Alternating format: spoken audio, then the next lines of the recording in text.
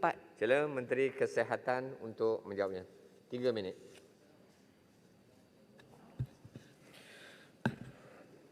Tuan Yang Di-Pertua, izinkan saya menjawab soalan ini bersekali dengan soalan Yang Berhormat Gopeng, Bintulu, Dungun, Puchong, Sarike, Permatang Pauh, Libaran, Bacok, Johor Bahru, Muar dan Pandan yang turut menyentuh isu yang sama.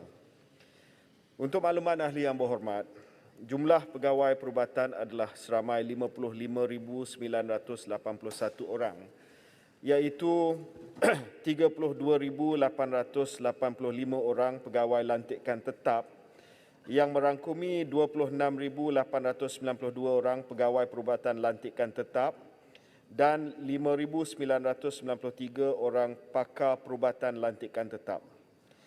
23,096 orang pegawai lantikan kontrak yang merangkumi 23,077 orang pegawai perubatan lantikan kontrak dan 19 orang pakar perubatan lantikan kontrak. Berdasarkan rekod Kementerian Kesihatan Malaysia, perincian doktor yang telah meletak jawatan sejak tahun 2016 hingga Jun 2021 adalah seperti berikut.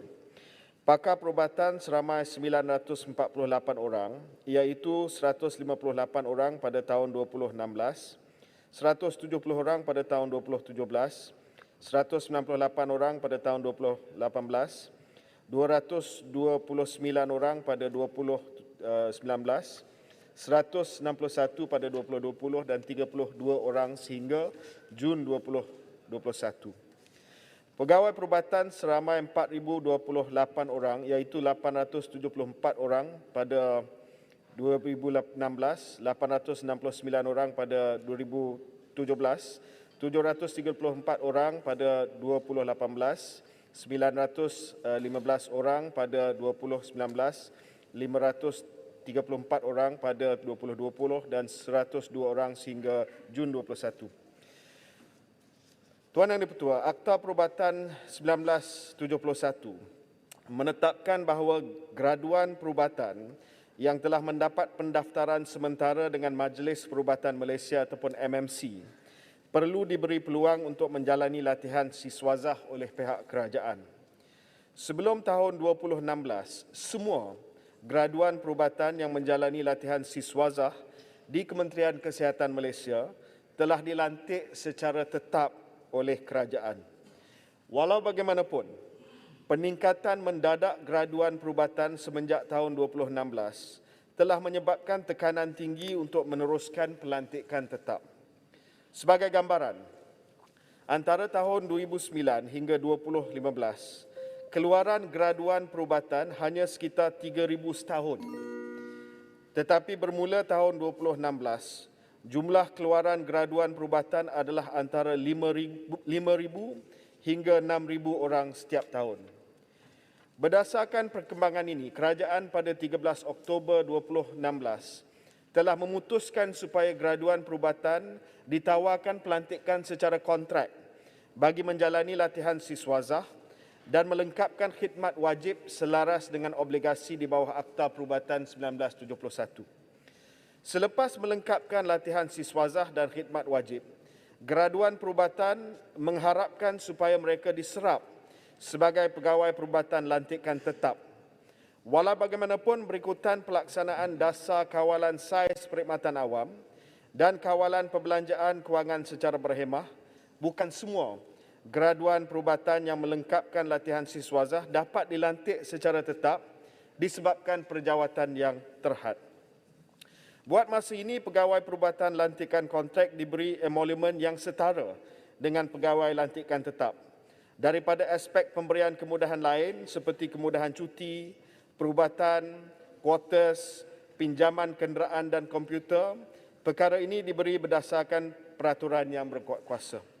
Selain itu, pegawai perubatan lantikan kontrak turut mendapat kemudahan cuti seperti cuti rehat, cuti sakit, cuti haji, cuti bersalin, cuti tanpa rekod isteri bersalin, cuti tanpa rekod kematian ahli keluarga terdekat dan cuti tanpa rekod perayaan.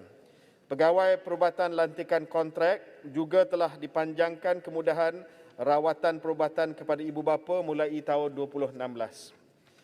Manakala pada 14 Julai 2021, kerajaan juga telah bersetuju dengan pemanjangan cuti tugas khas perubatan, hazard leave, cuti TB serta tambang mengunjungi wilayah asal kepada pegawai perubatan lantikan kontrak.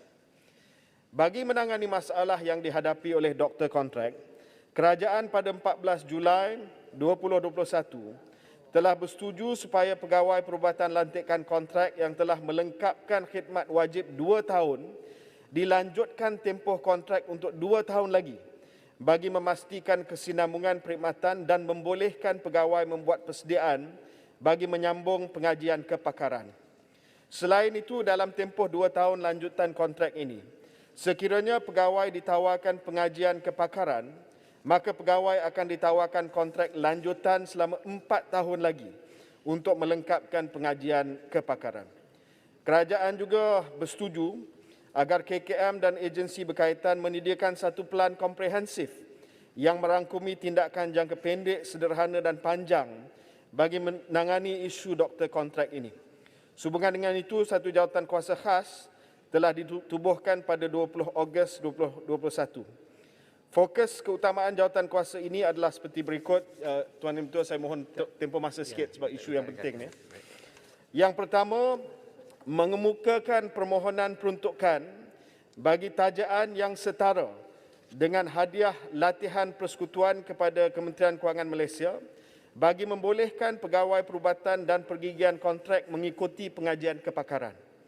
Yang kedua, meneliti dan mengemukakan permohonan untuk mewujudkan perjawatan tetap tambahan mengikut keperluan fasiliti kepada agensi pusat.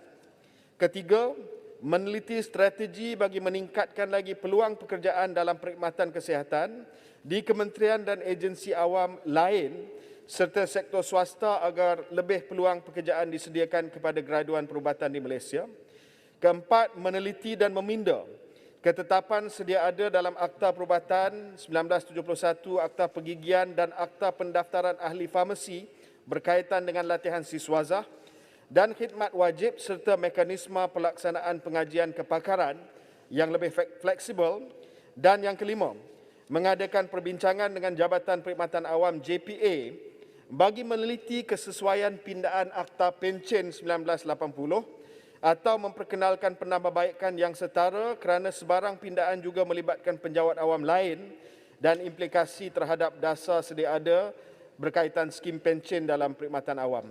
Penyediaan pelan komprehensif ini akan melibatkan penyertaan wakil JPA, perbendaharaan, unit perancangan ekonomi dan Kementerian Pengajian Tinggi serta agensi-agensi KKM untuk kita melihat kepada penyelesaian jangka masa panjang isu doktor kontrak ini. Terima kasih. Sila soalan tambahan yang pertama. Tangga Batu.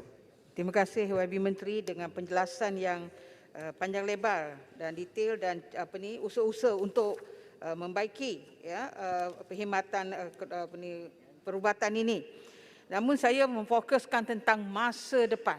Apabila mereka hari itu kita dapati bahawa doktor-doktor muda mengadakan hartal sehingga diambil tindakan oleh pihak berkuasa. Jadi diharap tindakan tadi itu betul-betul mendapatkan masa depan ataupun memberikan masa depan yang lebih baik untuk doktor-doktor ini. Seterusnya, jika saya mengatakan jika kita cukup, kerana kita katakan jumlah doktor kita dah berlebih, jadi kalau kita dah cukup jumlah doktor, mengapakah pesakit-pesakit kena menunggu berjam-jam di hospital dan mengapa berbulan-bulan malah bertahun untuk mendapatkan perkhidmatan kepakaran? Dan adakah kerana kita tidak dapat mewujudkan perjawatan kerana kurang sangat jumlah hospital baru yang diwujudkan? Terima kasih. Sila Menteri. Terima kasih Ahli Yang Berhormat daripada Tangga Batu. Berkenaan dengan masa depan mereka, saya amat prihatin dengan kedudukan dan juga keadaan kerjaya doktor-doktor dan juga doktor kontrak kita.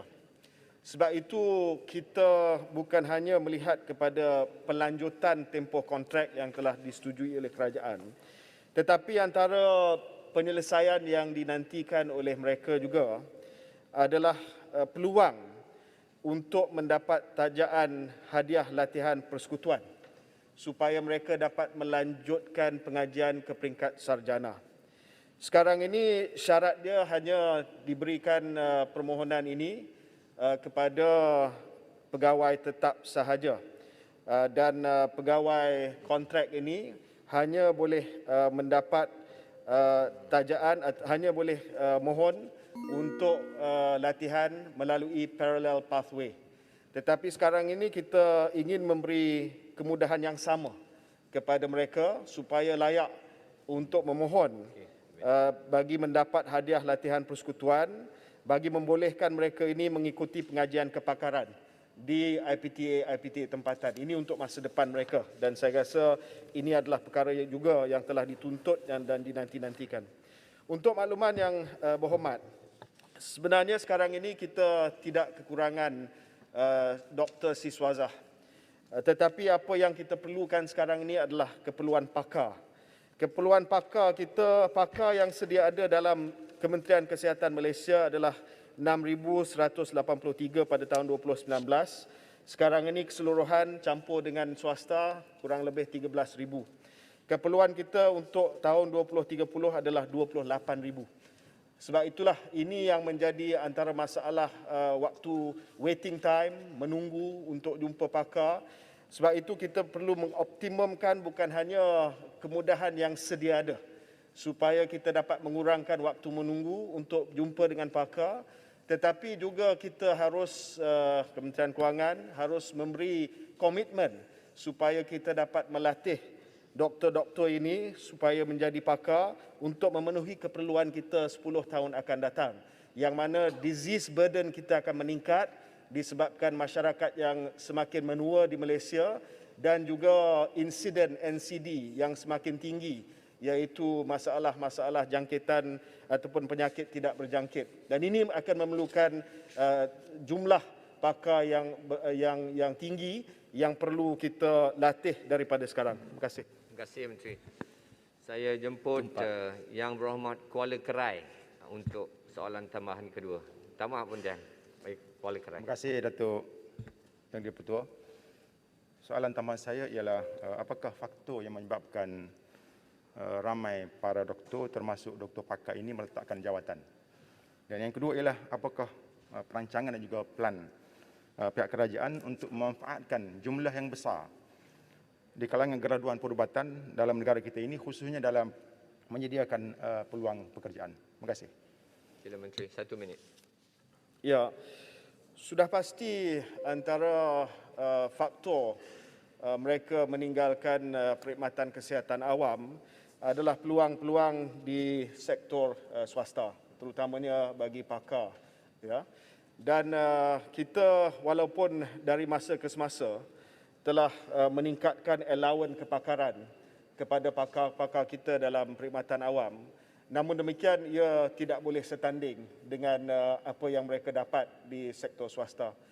Kita juga memberi kelonggaran kepada pakar-pakar kita selama 1 hari seminggu untuk mereka melaksanakan tugas di sektor swasta untuk mendapat pendapatan tambahan. Ya. Jadi di sini perlu kita melihat apa lagi kemudahan yang perlu kita bagi kepada mereka supaya mereka kekal dalam sistem kesihatan awam. Saya ingin menyatakan bahawa mereka kekal ni sebab sense of national duty. Sebab mereka ada satu semangat untuk memastikan bahawa sumbangan diberikan terus kepada negara. Sedangkan latihan mereka semua ditanggung oleh kerajaan. Dan saya rasa ini adalah satu semangat yang terbaik dan boleh dipuji. Sebab semua pakar, kebanyakan pakar di Malaysia adalah pakar yang datang daripada kilang Kementerian Kesihatan Malaysia. Termasuklah mereka yang ada di hospital swasta sekarang. Terima kasih. Soalan yang kedua. Boleh